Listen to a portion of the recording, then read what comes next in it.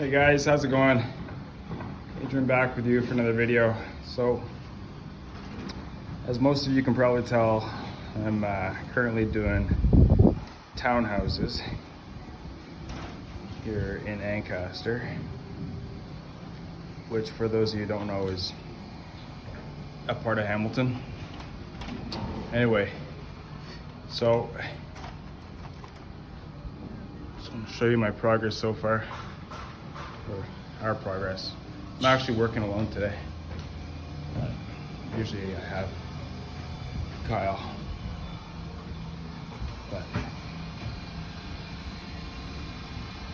so I don't know if you can see, but in between those joists or shims, now we've had to shim out these floors quite a bit. So much so that we've been told to back charge for our time.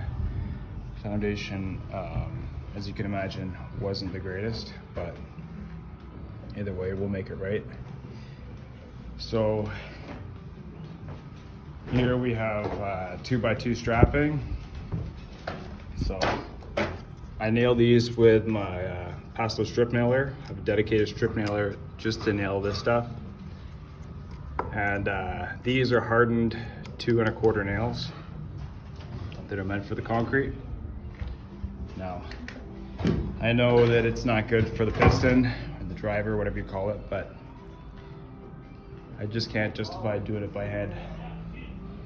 And right here, 2x4 wall is the kitchen. So there's gonna be plumbing here. So that's why you see 2x4 wall there. Here we have a powder room. So once again, because of the plumbing, instead of 2x2, we went 2x4. So I don't know if a lot of you are in the same boat, but we have been using these specialized 3 1/8 glue lamps, and in parts of the house they've been 5 1/8. Let's find one here. But I think the other unit has them. I'm actually doing 2 units, but mixed feelings on those. They're very heavy, but they do save nails. So that's actually just Versalam packed out to 5 1/2. But I'm actually going to show you what I mean by the glue lamps.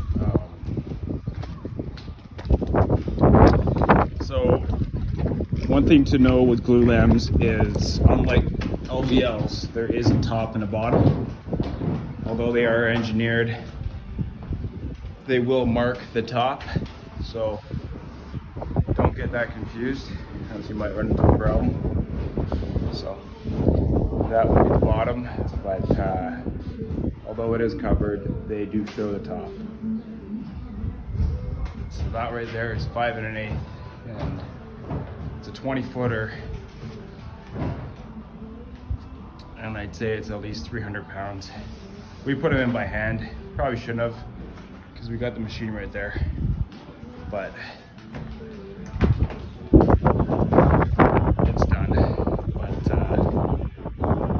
I'm actually working on the 2nd floor walls right now, and then from there, block layers will come in. They're blocking between every unit, which is probably the right way to do it. And then we'll have a loft on the 3rd story inside the roof.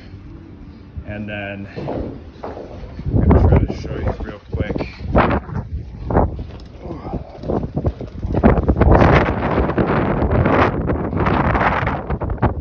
From the back, there's gonna be mono trusses to the loft. So the loft ends right here to where that Tyvek starts.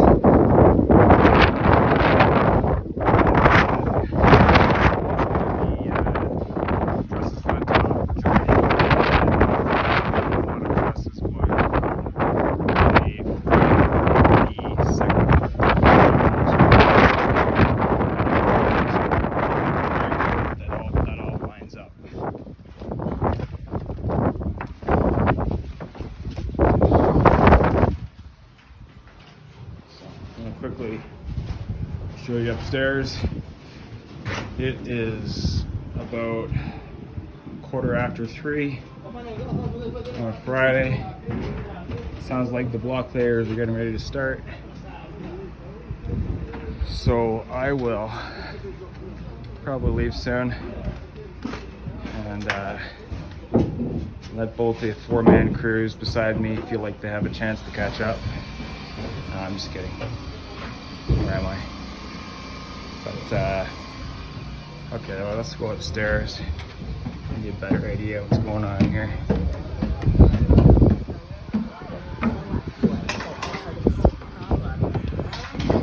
So here I am working on the corner unit.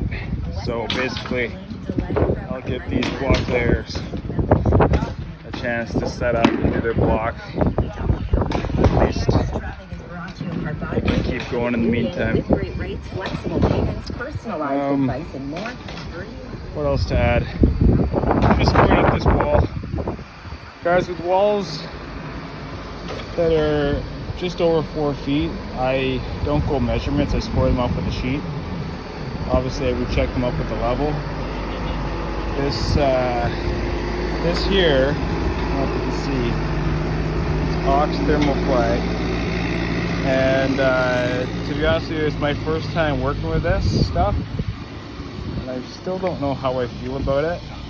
The one thing I do know is it eats a lot of roofing nails. I don't know if you can see here, but the specs call for roofing nails minimum every 6 inches, but preferred every 3, or wide crown staples. Don't actually own a wide crown stapler, so I've just been going crazy with the roofing nails. I want to give you a quick idea just how many roofing nails almost over. Lisa 20 are in a sheet. So you can see literally every 3 inches.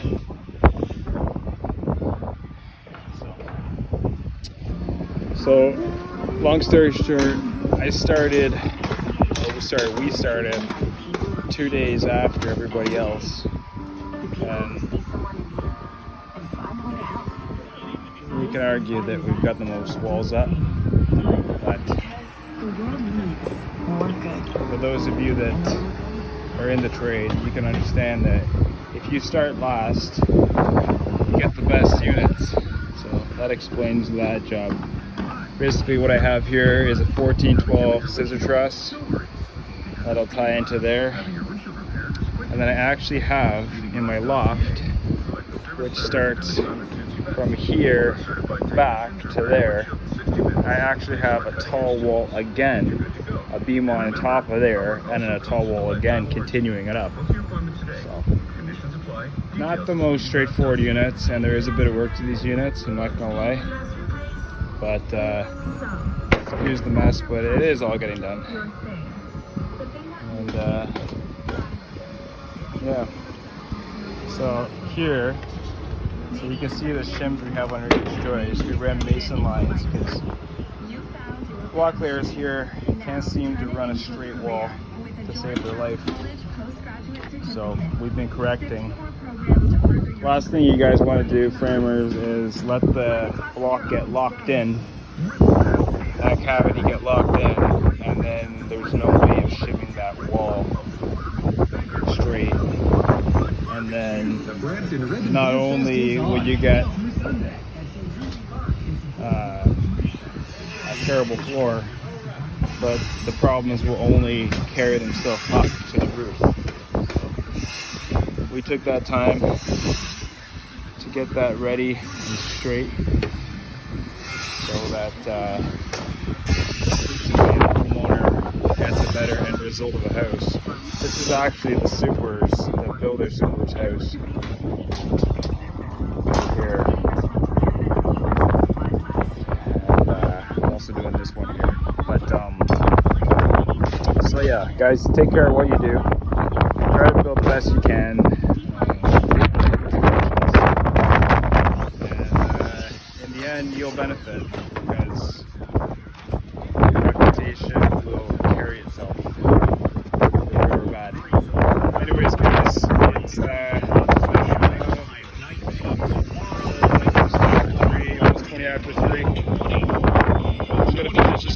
stand this wall very soon. You can start at the front and get out of here. Guys, quickly before I go, just want to give a shout out to Metabo, which also used to be Hitachi, for creating really good contractor grade tools. I've been using this saw for about 2 weeks now, second blade, but I can honestly say after trying the DeWalt equivalent to this 60 volt flex bolt and this is noticeably lighter. This feels like the weight of a sidewinder saw. It's got to be at least 2 pounds lighter than the DeWalt. And this battery, it only takes one battery.